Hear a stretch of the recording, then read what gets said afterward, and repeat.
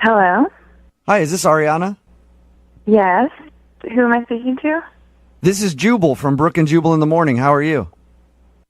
I don't understand what you mean. Sorry. My name is Jubal. Host a radio show. It's called Brooke and Jubal in the Morning. Okay. And one of our listeners emailed us about you, so I'm calling to ask you a few questions. Any idea who might want to get in touch with you? I honestly have no idea. His name is Matt, and you guys recently met at a party, and That was a big so sign. it sounds to me like you know who Matt is. Holy cow. Yeah, I know who Matt is. Matt talked to us a little bit about meeting you, said that he really liked you, and has been trying to get you to go out with him again since you guys had a little one-night stand. But he says just say that you're busy, but you obviously aren't really calling him back and agreeing to go out. Is there any particular reason why? I mean, it just really wasn't a good night, and I don't know. I just honestly wish I could just take it all back. Was it Whoa. the actual hooking up that was bad, or was it just the experience of being with him that was bad? He said it was. He said that after you guys did it and you woke up in the morning, you seemed kind of like awkward about things. I mean, there was just a specific moment that I can remember that was just not ideal, and it kind of like was really sobering, to be honest. Can you tell us what happened? He really wants to see you again, and he's wondering why you're not calling him back. I don't know. It's really embarrassing, and I don't know if I should say it or not. Embarrassing about you, or embarrassing on his behalf? Oh, definitely on his behalf. Okay. If you know you're never going to talk to him again, right? And you know that he set this phone call up because he wants to know what he did wrong, Yeah. then I guess he's willing to be embarrassed. Yeah, I guess you wouldn't call the radio if you didn't want the honest answer. There you go. Well, we were intimate, and if you can call it that, and it was fine. But then in the middle of things happening, his phone rings, and it's like a text, and he like gets up like in the middle of it and like walks across the room. He says, "Hold on a second." Wait, this is while you guys are in the middle of things? Yeah, it's just getting to the good part, and then just all of a sudden out of nowhere he gets up and he's like, "Hold on." And so I just lay there and I'm like, oh, okay. And he gets up and walks across the room and pulls his phone out of his pants pocket and starts texting someone. In the middle? Yeah, just in the middle. And I'm just like, are you kidding me? Like, you couldn't wait like 20 more minutes? Like, So he Did took you- a break in the middle of hooking up with you to check his text messages. yeah. Did you tell him that is like, I mean, so many things. Uncomfortable, rude. No, honestly, like, it was just one of those situations where I just wanted it to be over with. And so after he was texting, he was kind of like, all right, where were we? And I was just, Where were we? All right, hand it up. it was just so uncomfortable. One of my buddies just sent me this hilarious meme. Sorry, I had to text him back, LOL. Are you ready to get this thing back moving again? I know. I'm just like, come on, can you disconnect for like a little bit? Like, come on, like, how, Sorry, I had to check in real quick. What's this apartment complex called? To his defense, you guys were both wasted. I mean, he's obviously not making the best and brightest decisions of his life at that moment.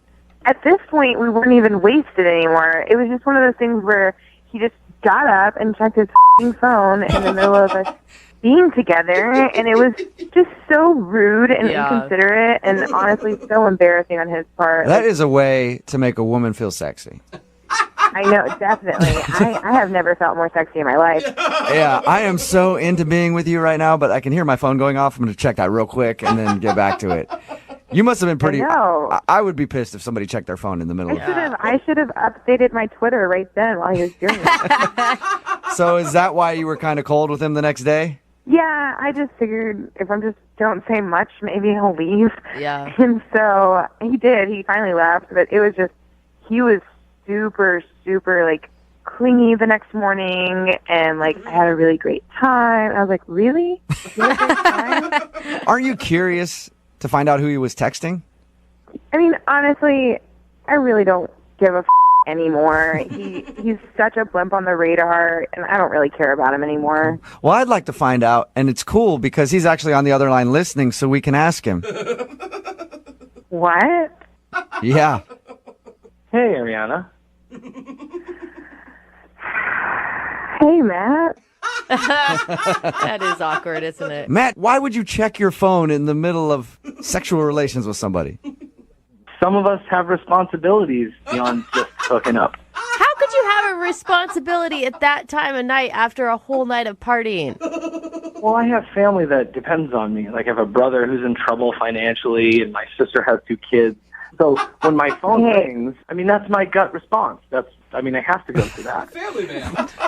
Yeah, but that can't wait, like, 20 minutes? You're already out at, like, 12 in the morning. Like, what do they need?